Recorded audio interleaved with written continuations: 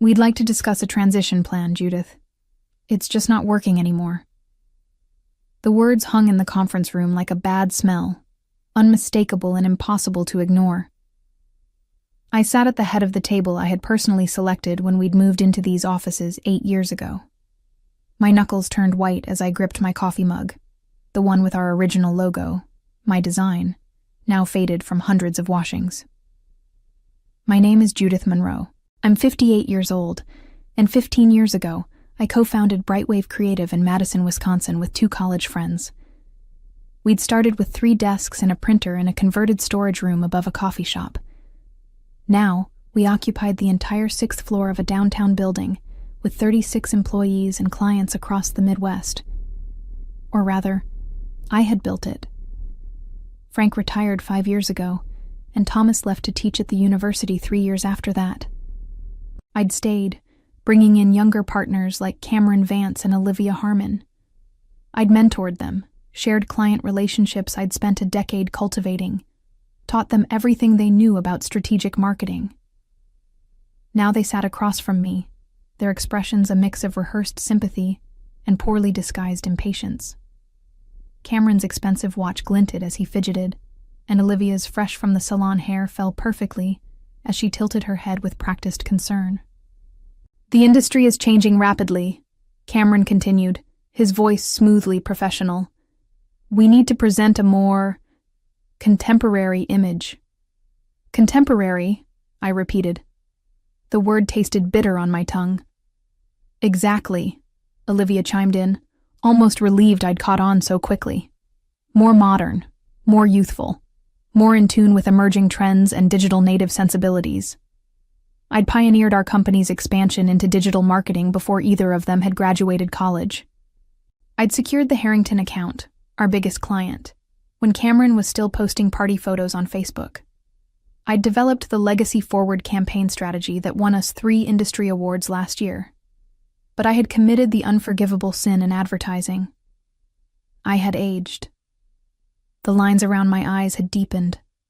My hair, once chestnut brown, was now silver gray, stylishly cut, but undeniably gray. My hands, which had typed thousands of pitches, designed hundreds of campaigns, and shaken the hands of countless clients, showed every year of hard work.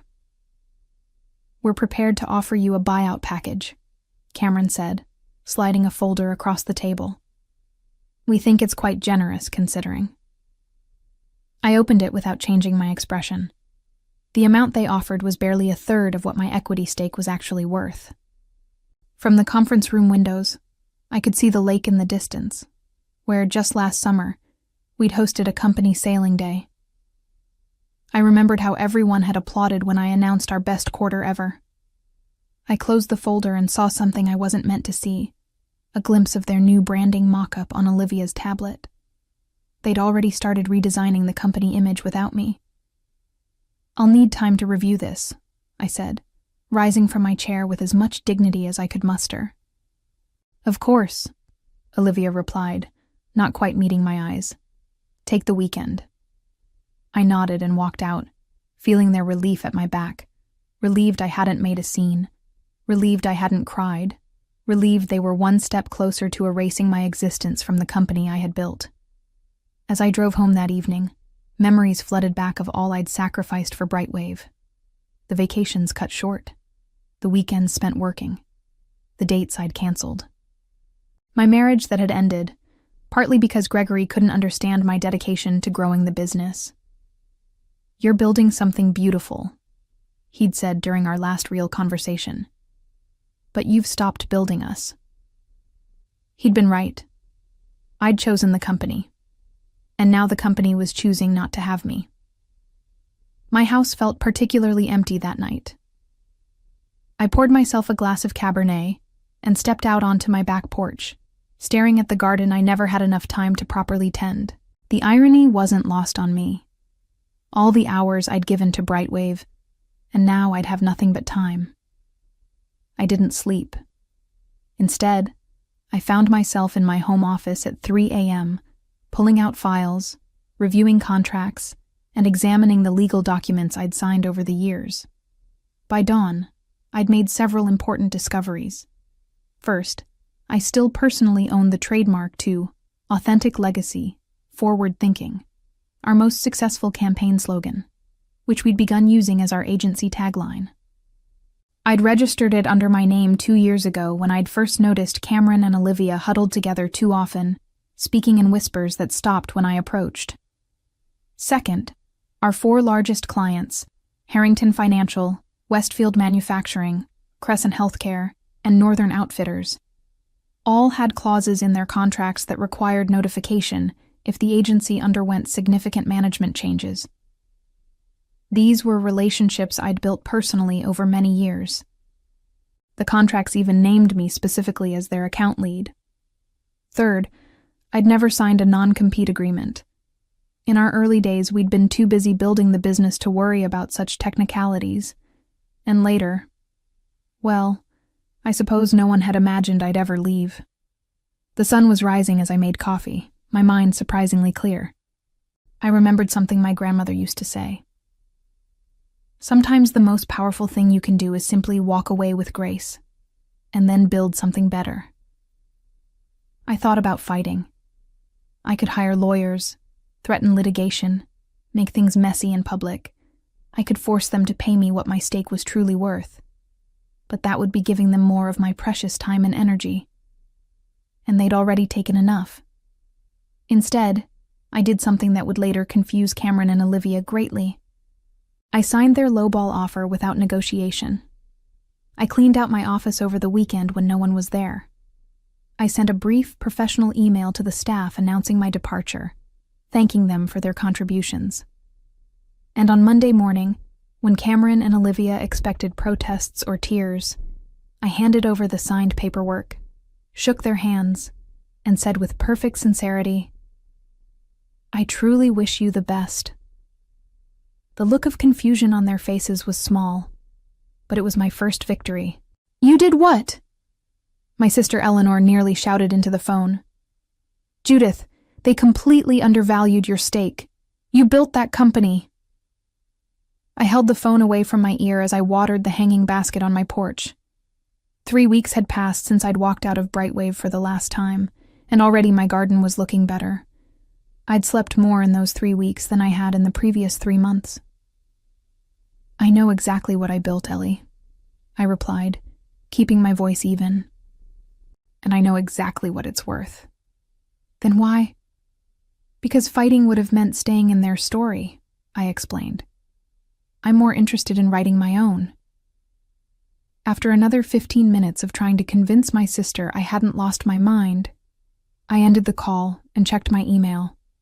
There was a message from Harold Westfield, CEO of Westfield Manufacturing, and one of Brightwave's oldest clients.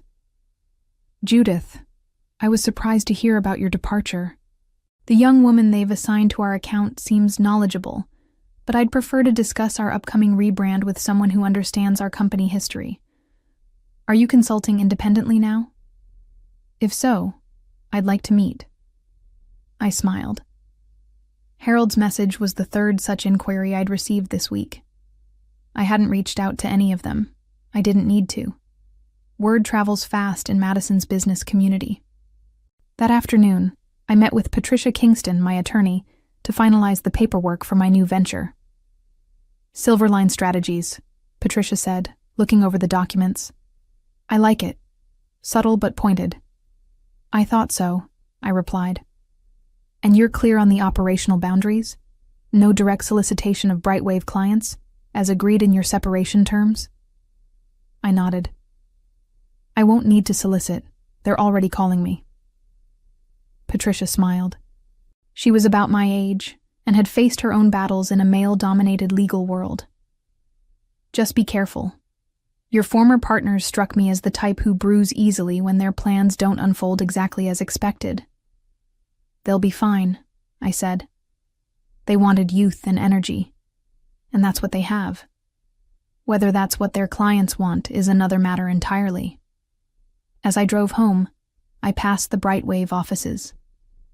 Through the large windows, I could see Cameron leading a meeting, gesturing enthusiastically. They'd already removed the signage with our original logo, and replaced it with something more contemporary, all lowercase letters and a gradient color scheme that would look outdated in 18 months. They'd also started using my tagline, authentic legacy, forward thinking, in all their new marketing materials. I wondered if they'd bothered to check who actually owned it. My phone rang through my car speaker. It was Harold Westfield again. "Judith, I've been thinking. Rather than just consulting on the rebrand, would you consider taking over our entire marketing strategy? The presentation your replacement sent over this morning was, well, let's just say it showed a fundamental misunderstanding of our company values."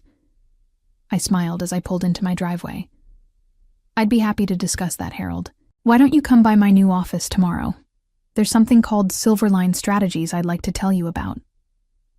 My new office space was intentionally different from Brightwave's sleek open-concept design.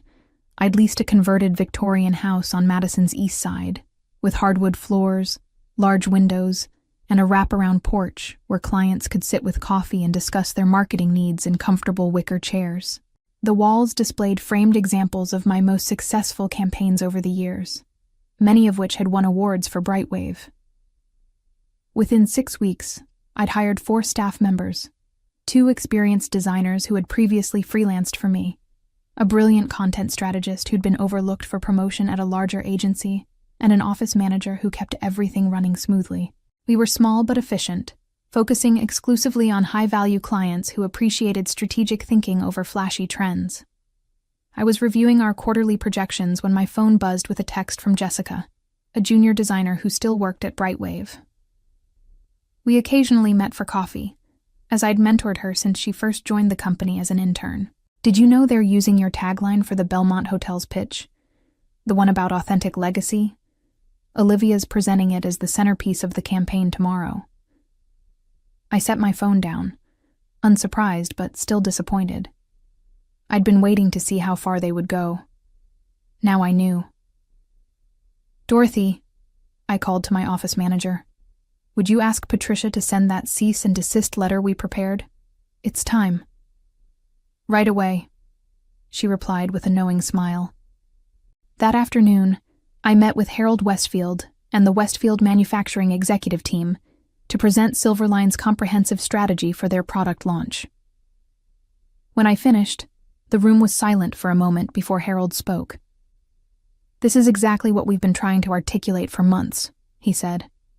"You've captured our company's heritage while positioning us for the future." "That's what experience brings," I replied. "Understanding that innovation doesn't mean abandoning what made you successful in the first place." As we were wrapping up, Harold looked somewhat uncomfortable. "I should mention, Cameron from Brightwave has been calling me daily. Rather persistent young man." "That's to be expected," I said evenly. "You're an important client." Harold shook his head. "We've already notified them that we're terminating our contract. I just thought you should know they're not taking it well. Cameron implied that you might have violated some agreement by working with us." I smiled. "I assure you, everything I'm doing is completely above board, but I appreciate the heads up." When I returned to the office, Dorothy met me at the door, her expression serious. "Cameron Vance is here. He's quite agitated." I found Cameron pacing in our small conference room, his perfectly tailored suit looking somewhat wilted after what had clearly been a stressful day. When he saw me, his face flushed. "This is how you repay us?" he demanded without preamble. "Stealing our clients?" "I haven't stolen anyone, Cameron," I replied calmly. "Clients make their own decisions about which agencies best serve their needs. Westfield Manufacturing was with Brightwave for 12 years. "No," I corrected him. "Westfield was with me for 12 years. There's a difference, which you're now discovering." He ran a hand through his hair, his composure cracking. "And Harrington Financial is reviewing their options. And Crescent Healthcare hasn't returned our calls in 2 weeks. This isn't coincidence. Perhaps they're not responding to your new contemporary approach," I suggested. Cameron's eyes narrowed. "We were trying to do the right thing, Judith. The industry is changing. Clients want fresh perspectives, digital natives. Apparently not all clients, I interrupted. Some still value experience, strategic thinking, and long-standing relationships. I gestured to the chair across from me. Now, was there something specific you wanted to discuss? I have a rather full afternoon. He remained standing. We want you to stop using Brightwave in your credentials. Stop mentioning that you founded our company when you pitch to clients. I couldn't help but laugh. You want me to erase 15 years of my professional life because it's inconvenient for you? That's not how reality works, Cameron. We'll take legal action if necessary, he threatened. I look forward to that discussion, I replied. Especially when your lawyer explains how you're using my trademark tagline without permission. The color drained from his face. What are you talking about? Check your inbox, I said. Your counsel should have received our cease and desist letter about 20 minutes ago. The following weeks brought developments that Cameron and Olivia likely never anticipated when they orchestrated my departure. First, Harrington Financial, which represented nearly 30% of Brightwave's annual revenue, officially terminated their contract and signed with Silverline. Their CEO, Victoria Harrington, made a point of calling me personally. That young woman they sent to our last meeting tried to explain to my board why we need to appeal to millennials, she said with a laugh. We're a wealth management firm specializing in retirement planning, Judith. Our primary clients are 55 to 70 years old with portfolios over $2 million. Next, Northern Outfitters followed, their marketing director explaining they needed an agency that understood their traditional customer base while helping them expand thoughtfully. Then Crescent Healthcare signed a 2-year exclusive contract with Silverline. By the end of the 3rd month, 7 of Brightwave's established clients had made the switch. I took no particular joy in these developments. These were relationships I'd built over years, clients whose businesses I understood intimately. I was simply continuing to serve them, now under my own banner. What did bring me satisfaction, however, was building something authentic to my values. Silverline operated differently from most agencies. We limited our client roster to ensure personal attention. We hired based on talent and fit, not age or trendiness. Our team ranged from 24 to 67 years old, each bringing different perspectives and strengths. One Tuesday morning, Patricia called with news. Brightwave's attorneys responded to our cease and desist, she said. They're claiming the tagline was created as work for hire under company ownership. They can claim whatever they want, I replied. I have the trademark registration and documentation showing I created it before bringing it to the company. They're also threatening to countersue for client interference. I sighed. Are they really prepared to argue in open court that their clients left because I interfered, rather than because they pushed out the person those clients trusted? That wouldn't be a good look for an agency that's supposed to understand client relationships. Patricia chuckled. That's essentially what I told them, in more legal language. I think they'll back down on that front, but they're digging in on the tagline. Apparently, they've already built their new branding around it. That was short-sighted of them, I noted. Keep me posted. Later that afternoon, I received an unexpected visitor. Olivia Harmon arrived without an appointment, looking considerably less polished than when I'd last seen her at Brightwave. The confidence she displayed when ousting me had been replaced by barely concealed anxiety. Do you have a moment? She asked, hovering in the doorway of my office. I gestured to the chair across from me. Of course. She sat, fidgeting with her watch. I wanted to speak with you directly, away from lawyers and Cameron. I'm listening. We're struggling, she admitted bluntly. The client departures hit our projections hard. The remaining clients are nervous, and we're not landing new accounts at the rate we anticipated. That must be challenging, I said neutrally. We're also overextended on the office lease and the new hires we brought in after you left. She took a deep breath. Cameron thought we could just replace your client relationships with new business. I didn't point out the flaws in that logic. From her expression, she'd already identified them herself. What exactly are you here for, Olivia? I asked. I'm here to see if there's a path forward that doesn't end with both agencies damaged. Maybe a collaboration, or referral arrangement, or...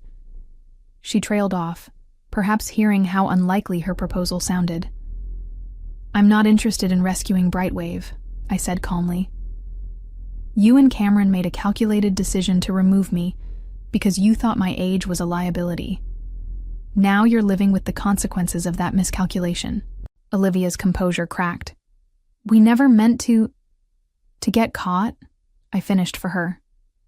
Or to discover that experience actually has value in a service business built on client relationships. She stared at her hands, silent. I wish you luck, Olivia. I truly do. But Silverline and Brightwave will continue on separate paths. The legal dispute over the tagline was settled quickly once Brightwave's attorneys reviewed my documentation. They had no choice but to acknowledge my ownership and cease using authentic legacy forward thinking in any of their materials. This required them to pull their new website, redesign their business cards and proposal templates, and essentially start their rebranding from scratch.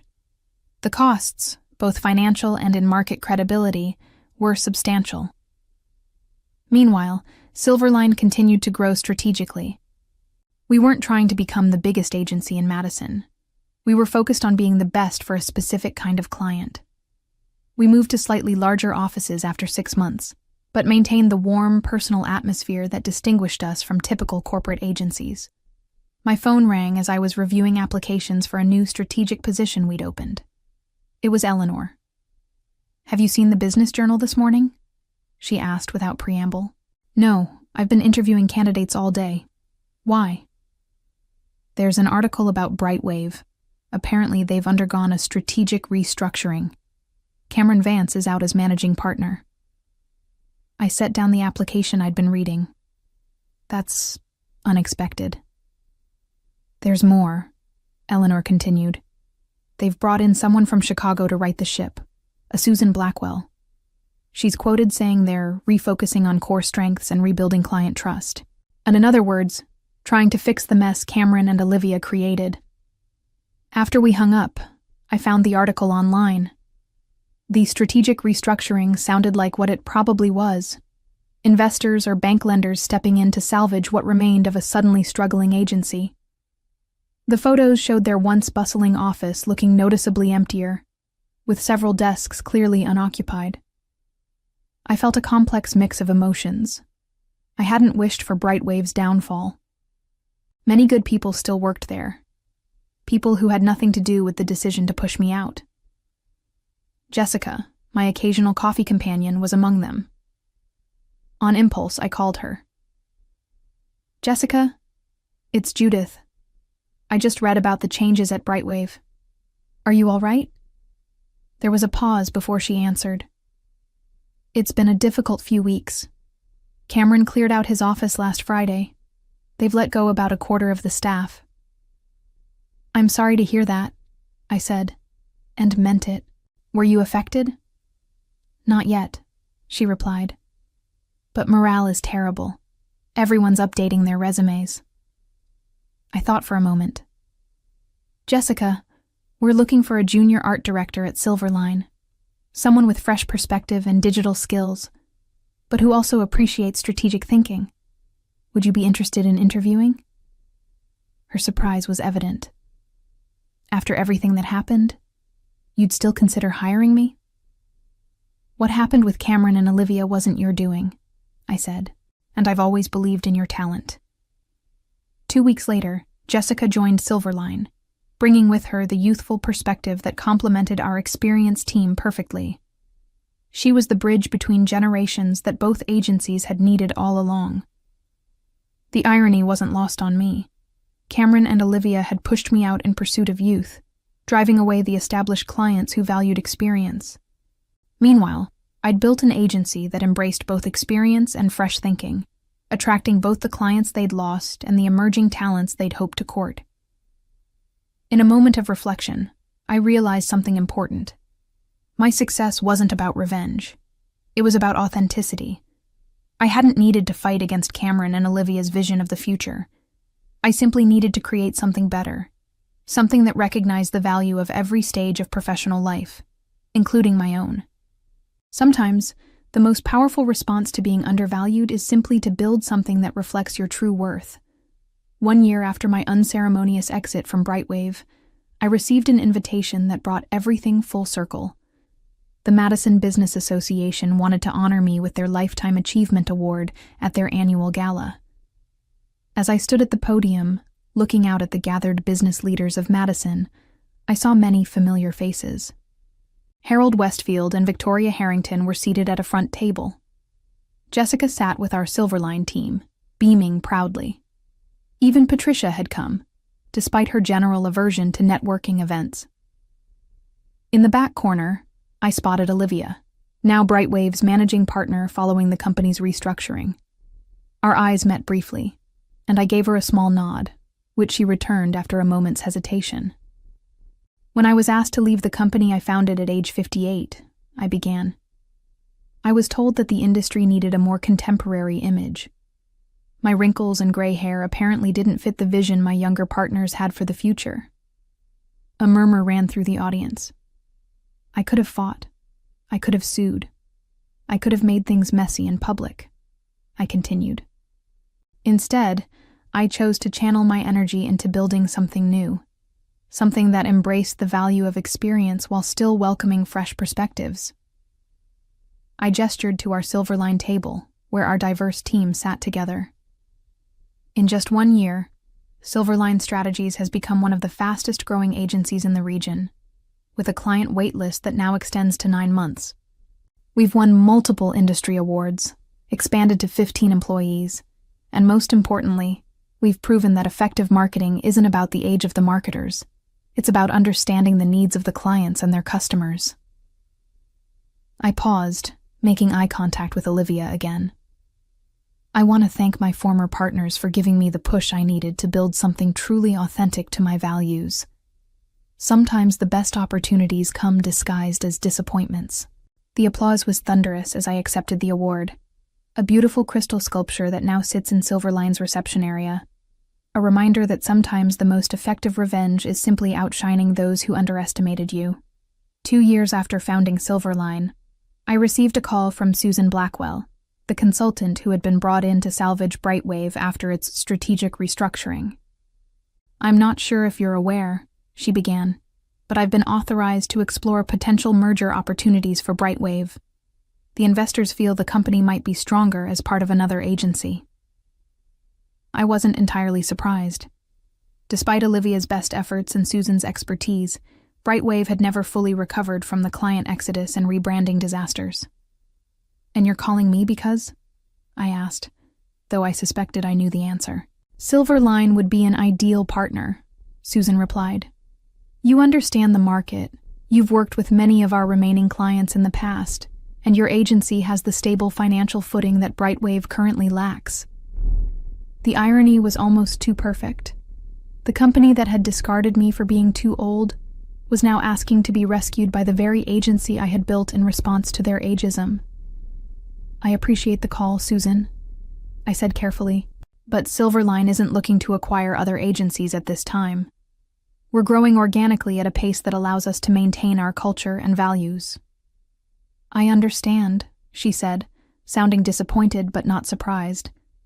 "If you change your mind." "I'll let you know," I assured her, though we both knew I wouldn't. After we hung up, I sat in my office, looking out at the garden we'd planted behind our Victorian house office. The late afternoon sunlight filtered through the trees, casting dappled shadows on our patio, where 2 team members were discussing ideas for a client presentation. I felt no satisfaction in Brightwave's struggles. What I felt was gratitude for the journey that had led me here, to a place where I could build something true to myself, surrounded by people who valued what I brought to the table, wrinkles and all. When I left Brightwave, I hadn't set out for revenge. I had simply refused to accept the narrative that my age made me less valuable. In doing so, I had written a new story, not just for myself, but for everyone who had ever been told they were past their prime when their best work was still ahead of them.